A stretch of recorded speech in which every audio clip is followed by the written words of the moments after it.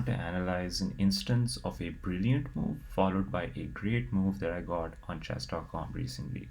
So as you can see in this position, I'm playing as white and I do have a small advantage of less than a point. And the main reason for this is because my rook's in an attacking position, his king is a bit out of place, and I do have a pass pawn on h6. However, it seems unlikely that I'm going to be able to actually translate this advantage into a win. That is until I find the brilliant move.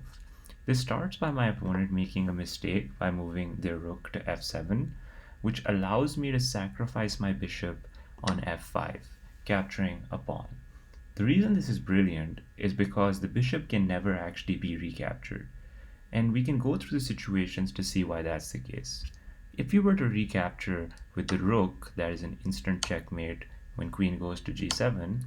But even if you were to capture with the pawn, there are two ways that situation could end, both of which end in checkmate. I would move this rook to g7, and now you could do one of two things. Black could recapture the rook, which would lead to checkmate, or Black could move their king back to the only place the king is still safe, and that would lead to a discovered check when I capture the rook. The king would have to go to g8, which is the only move, and that would again be checkmate just in two moves. And so you cannot recapture the bishop. What they do is they blunder by moving their queen to f6, which allows me to then find a great move. And that move is moving the bishop one more step further, taking the pawn on g6, and therefore forking the king and the rook.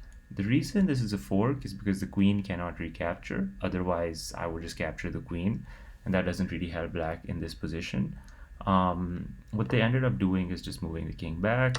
I took the rook, and then they took my queen, I recaptured, and as you can see at the end of this, I have a decisively winning advantage simply because I'm up an entire rook as well as a pawn, which is a pass pawn. And so at this point the game is essentially over. My opponent plays a few more moves, I end up taking their bishop as well, and at this point the game is virtually over. The computer gives me a plus 60 advantage, and this is where the opponent resigned.